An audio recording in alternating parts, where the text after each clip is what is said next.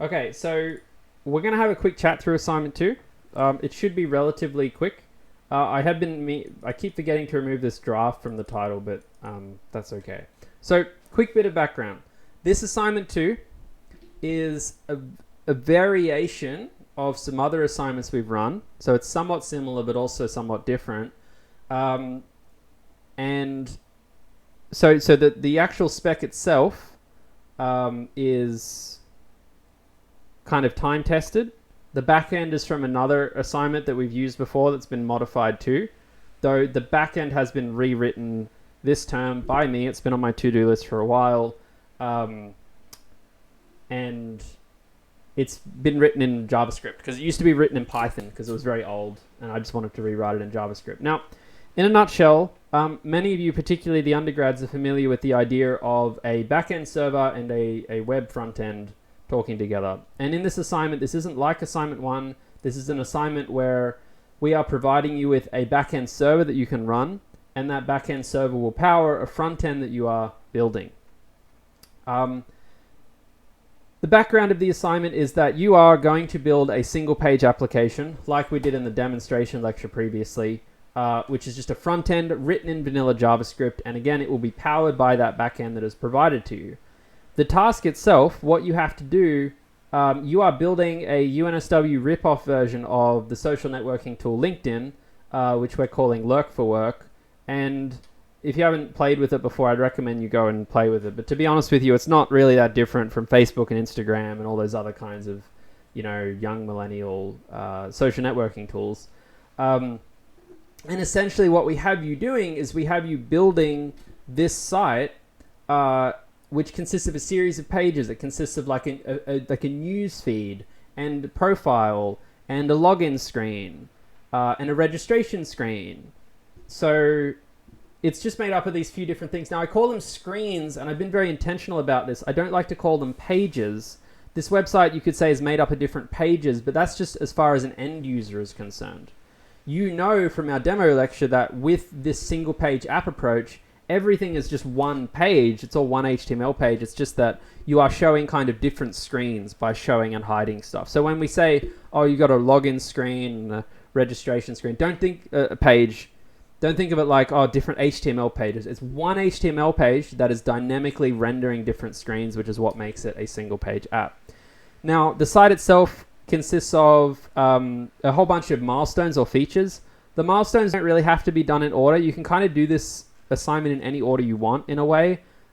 I don't want to say any order. You don't have to follow this. It's kind of, I think when I wrote it, it was written just like how I would just do it, if that makes sense. So there's definitely some things where you could change stuff around. For instance, you can kind of go from 2.1 to 2.2 to 2.4 back to 2.3, but generally you can follow it pretty linearly. And it's just a whole bunch of stuff we're asking you to do. We want you to build a login screen to log into the application. We want you to build a registration screen to register for the application. We want you to have a basic news feed, like a job feed. Again, like if you've used LinkedIn, I know there's probably like a few people here who haven't. LinkedIn, oh God. LinkedIn, it's like, okay, it's just like Instagram. If you've used Instagram or Facebook, it's the same darn thing. It's just like, oh, here's a feed of stuff. Oh, people are liking and commenting stuff. Great. So you're going to build a feed that's going to contain things. You're going to add more to that feed, like likes and comments. You are going to have that feed paginate so you can kind of view more, right? Like, because these feeds are like infinite in a way.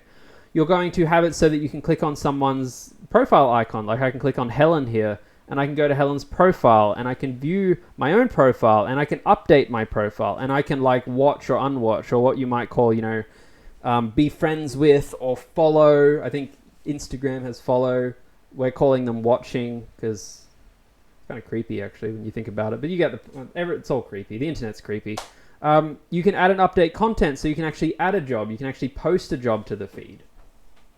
You can edit a job on the feed. You can leave a comment on a job on the feed. It's all very straightforward. Like that's one thing that's quite nice about like a 6080 assignment is that because it's front end, it just makes sense sometimes. Like you're like, yeah, I mean, I guess like LinkedIn, yeah, I can leave a comment on a post. Yeah, sure. And I can update the post and delete it too. Cool. most of the assignment is very manageable. The last two milestones get into the harder territory. This is getting into that like high distinction territory. The sixth milestone consists of a few challenge components, which are infinite scroll instead of pagination. So essentially, just like as you go through the feed, you need to figure out how you can make your page, instead of like having like a page 2, page 3 button, it should just like load more. If you don't know what I mean by infinite scroll, you do know what I mean. You probably just don't know what the word means. It's like when you, like on this is pagination on Google. You come here, you click next page, you click next page. When I go to images though, this is infinite scroll. It waits till I get to the bottom, it loads more, and it keeps loading more. It wasn't very happy that I dinosaur. You know, dinosaurs there'll be more, but this will just keep loading. So this is like the infinite scroll part. It's actually just pagination in disguise. Live update, which is essentially, you know, when someone, like if you're looking at a feed, like let's say you are making your LinkedIn and you're looking at the feed, and then in a separate web browser over here on your computer, you post on that feed as a second user. How do you make that automatically reappear, right? That's a question for that one. And then push notifications, which is a similar kind of thread. How do you just kind of notify someone? So if I'm logged in and someone comments on my thing, how do I tell that? And then some harder ones are, how do I get access to some of the feed when if my internet's been disconnected? And then how do I do some fragment-based URL routing?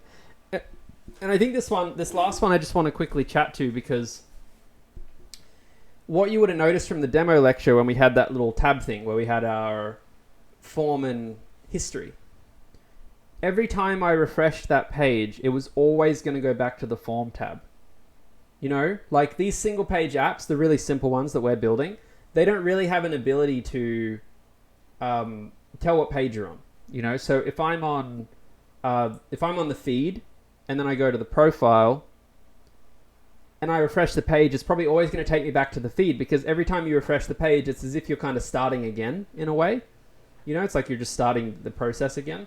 So this 2.7.2 here, which is one of the harder ones, is essentially how do I kind of add information to the URL whereby if there's stuff there, I know to go to that page or to go to that page, etc. So if I just jump ahead to the marking criteria, because we've been talking about all of this so much, the marking criteria for this assessment is basically 70% for doing the stuff. So we have this long list of things to do. You know, it's not that long. It's like, you know, for a 30% assignment, it's okay. It's a 30% assignment, by the way, if you haven't read the spec. It's 70% for doing the stuff. Milestone 1, 2, 3, 4, 5, 6, 7. You just have to do it. We specify what to do. There's not much more to say there. One thing that I have added this term is this progress.csv file. All of the different kind of components, when you do them, I'd love it if you could kind of mark them as yes or partial. This is going to be checked manually by your tutor, but the reason I have this is because if you think about being a tutor, marking these assignments is really hard. Because it's a lot to kind of click through, and like you got to kind of search and figure out what people have done, because you don't want to miss something. So what'd be really great, and this is just kind of asking everyone to be very honest and fair, is like when you do this assignment, mark things off as you do. It's probably fun for you too, but it helps your tutor. Like if they see you haven't done these 3 things, they know not to look at it. The reason that's better is because if they're not wasting time searching for stuff, they're going to be much more focused, and if they're focused, they're probably going to be much more receptive to giving marks, right? Because there's always students who do stuff, but the tutor kind of misses it. But that's okay. We remark stuff all the time, right? Like it's fine to remark stuff. It's just that this saves tutors time. It gets you results quicker. You get the point. So just fill this in as you go. If you've half done something, you can just write like partial or kind of. But yes or no is a general thing. So that's all that 70%. 15% of your mark comes from does it work on other mobile sizes, on different, page sizes. So you build it for mobile, tablet, desktop. I don't think we've really written that. I don't think we've really specified any hard sizes for this, but generally speaking, right, And tutors aren't going to be super exacting about this. Desktop is like what you see here. Tablet is typically something a bit smaller, like, you know, I mean, you know how big a tablet is. Nearly all of you have used a tablet before. It's kind of something like this, right? It's like, oh yeah, that's kind of a tablet. You picture a tablet in front of you. And then you have a mobile, which you know you can use the responsive for, or you can just drag your window down too. Again, we have given you a lower bound, right? Do they have tablets here? iPad Air. There's a tablet. There you go. You want a horizontal tablet? Oops. Why can't I type in there? Okay, you get the point. You can change that around. Dinosaur. Yeah, so but we'll go down to 400 pixels wide, 700 pixels high. That's the smallest we'll go. So those marks will come from essentially you doing tablet, mobile, and desktop. Now, obviously, your page is probably going to work on one of them, one of tablet, mobile, or desktop, but you need to make sure it works on all three to get those marks. I would strongly recommend, and your tutors have probably said the same too, that you build your page for mobile first. Build it for mobile first, because it's much easier to take a mobile page and make it good for the desktop than it is to go the other way. 10% of the marks come from codes. 10% of the marks come from code style. That's just, you know, is your code clean, commented. This stuff is not as strict as assignment 1. In assignment 1, we were really trying to make you think about clean code. In this assignment, there's a lot to learn. So I'm not trying to push you into like being hyper crazy about your code. These are really marks to lose more than marks to gain, if that makes sense. So your tutors aren't going to be going through trying to give out marks to people who write perfect code. They're just going to assume you've written code that's good, fine. It's not bad, and they're going to try and if it's bad, they'll start taking down from 10. You know, so it's not scary. It's just like you kind of hopefully know by now, if you've done, you know, 1531, 2511, some of these other courses, you've probably started to get a sense of what just good code practice is. So, you know, keep an eye on that. We can have an open conversation about that. But again, those marks are there to lose. And then the last 5% is usability and accessibility. I thought this was 10. I've actually lowered it to 5. And I've lowered it to 5 because assignment 3, we can deal more with style and accessibility and usability and stuff, right? You'll be a bit more experienced by then. There's a lot going on in the course right now, so the focus is really just getting comfortable with the skills and the functionality. So 5%, which is tiny, comes from, is your app nice to use? Is it easy to use? Does it follow accessibility guidelines? That's a really tiny number of marks. Again, for the usability stuff, those are more so your marks to lose, in the sense that if you make a nice app like we did before, your tutor will be like, yeah, it's usable, great, cool, yeah, sweet. Whereas with accessibility, you have to be thoughtful with that one. And there's a lot of accessibility lectures in week 5 that you can watch to think about that. But again, even if you like, so just to give background, the reason it's set up like this is that if you're stressed, if you're tired, you could feasibly skip week 5, not watch it through the mid break, submit this assignment without watching it, and you only really expose like 2% of the marks of this assignment, right? Really, really easy. Like really manageable.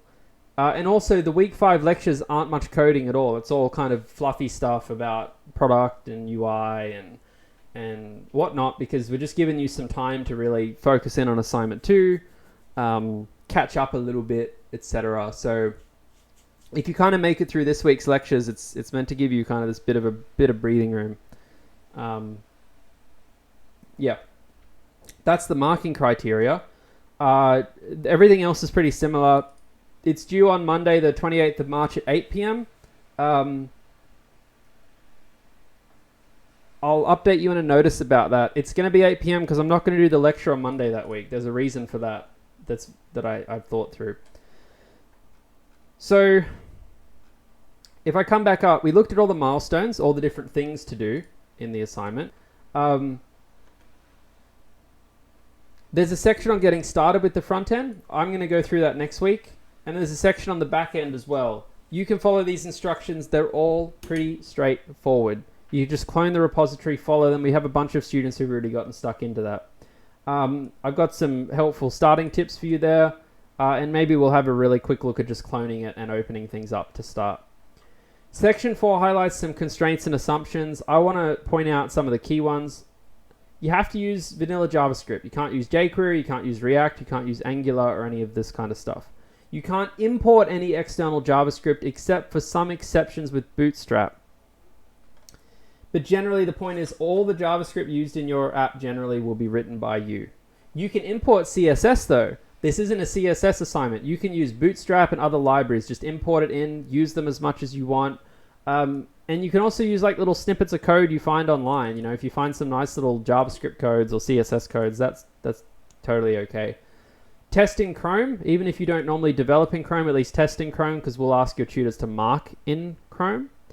The specification is vague in some areas.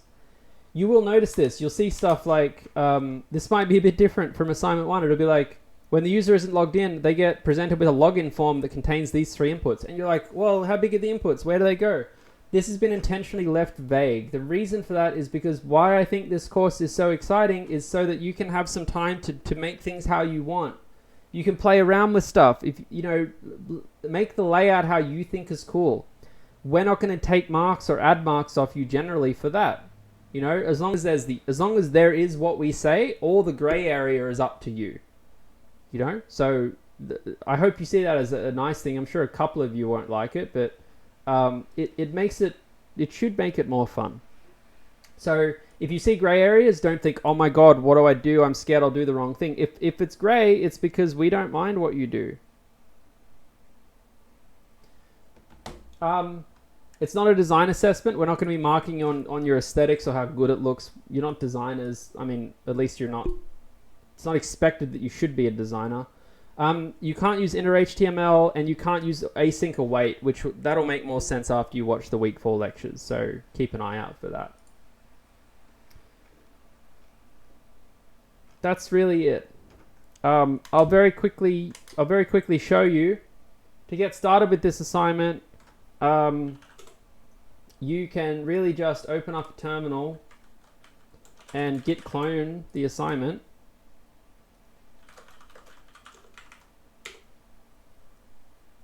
And when you go into it, you will see a front end and a back end. Now the back end is an npm Node.js Express server. I wrote it. You can go and look at the source code. You don't have to touch it. You just don't have to touch it. So to get it set up, just like we learned last week, you can see it's an npm, you know, package.json. I can npm install, which will go and pull in some dependencies and stuff to run it. And then after I npm install it, I can start it up. And if you remember week 3's demo lecture where I made that little Node.js server, it's actually just that exact thing. So when I run npm start, it actually starts up a little Node.js server that you can go and open up in your web browser by going to that URL. And there's actually essentially an API doc here, and again, there's not so much for this week, that you can go and read and see how these things work. Thank you to, is it Bonson and Jimmy, who've picked up a few discrepancies, which has been really good, because this documentation, like I wrote this like a few weeks ago, I wrote the back end, so there's just been a couple little things that were inconsistent. So appreciate that. This is the actual backend server. It's running in Node. You can call this stuff. That's all fine. So you can kind of just use that in the backend folder. In the front end folder, though, is like a vanilla JavaScript application. So there's this file here, index.html. It's actually just a simple HTML page, and this is where your assignment is being written. So everything we did in the demo lecture is all happening inside this file. So you go and write your DOM creation, you go write your templates here, you can go do your nav, like it's just all done here. So, and to actually use this code, you can open the files directly in the browser, though what we do recommend is that you actually run this within a web server, and there's instructions for this. Like here, you can actually just copy and paste these. So I can go in here, not dinosaur. And what I do is if I run this on port 8080, it's a little bit complicated, but essentially what HTTP server is as a library is what it does is it's like a mini web server, but it's not a complicated web server. All it actually does is just serves your static HTML files. So when I actually open up index.html here, why is it complaining? I feel like I've done something wrong that someone on the forum did. Oh, 8,000? This is embarrassing. Do I need to say the current folder? I don't know. Oh, front end. Oops. Follow the spec. The spec would tell you to run it in the right folder. Not like I did there. I don't need that backslash. There's your web page. Now, this is really like, you can obviously open web pages from the file system. You would have done that in assignment 1. You just drag it into your web browser. The reason we want you to run it via a web server, it's to do with stuff to do with cores, cross-origin resource sharing. There's a whole, you can read about it, but basically web browsers and servers don't like web pages running from your file system talking to servers. They want web pages running from web servers talking to web servers. That's the really short answer. So it may work with if you run it straight from a file. It may work. It just it won't. I'm not guaranteeing you it'll work. So just as a heads up, if you run into any problems with that. So essentially, this assignment is just you go and do all your HTML JavaScript in the front end folder, build your page, and it talks to a web server. And everything we've learned today prepares you for this, except the talking to the web server stuff, which you will learn about in this week's lectures. And then next Monday, in the week 5 lecture, we will go and start this application together. We'll do a quick bit of planning, and then we'll, do a little bit of the register screen or something together, just for those who aren't feeling super comfortable to get you started. I don't like to do these demos now because I feel like there's lectures you haven't seen and people are tired from assignment 1. And the reality is 90% of you haven't even looked at the spec. That's cool. Makes sense. That'd be me. So we'll do that next week. We're pretty much at the end here. So I'll just answer any lingering questions. Bonson says, can you please elaborate on not using inner HTML? Elaborate in the why we don't use inner HTML. So it's not a very scalable approach to parse text into objects. This is kind of true for a lot of languages. It's just kind of considered not a great coding design. There are some security elements to it that I don't know off the top of my head. I'm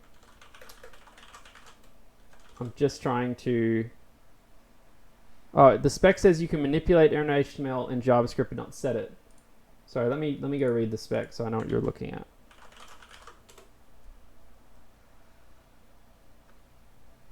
You are not allowed to use the inner HTML property of nodes tags to set the inner HTML. I'm not sure what you mean by the spec says that you can manipulate the inner HTML. But like basically everything we did in the demo lecture is okay. What we don't want people doing is saying, document.getElement something dot inner HTML equals like div span high. That's just what we're saying you can't do.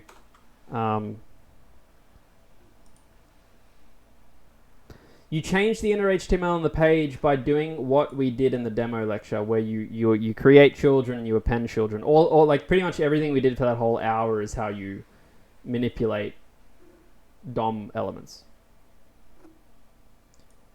Script tag injection. Yeah, I mean, I think this is true in many languages. As I said earlier in the previous lecture, I don't want to, it's 7:55, so I'm not going to go into it now. But a quick Google, you'll find some things. Again, in most languages, they often have ways of converting strings to executable code. You'll find that this is a problem across all of those use cases. Converting raw string to executable code, just room for abuse. I don't have any great examples to demonstrate, but that's the crux of it. Anyway, thank you everyone. That pretty much wraps up the quick little intro to assignment 2. As I said, we're going to do a demo with this next week, so get settled into some of the lectures this week. Take a bit of a breather. That's really the starting point.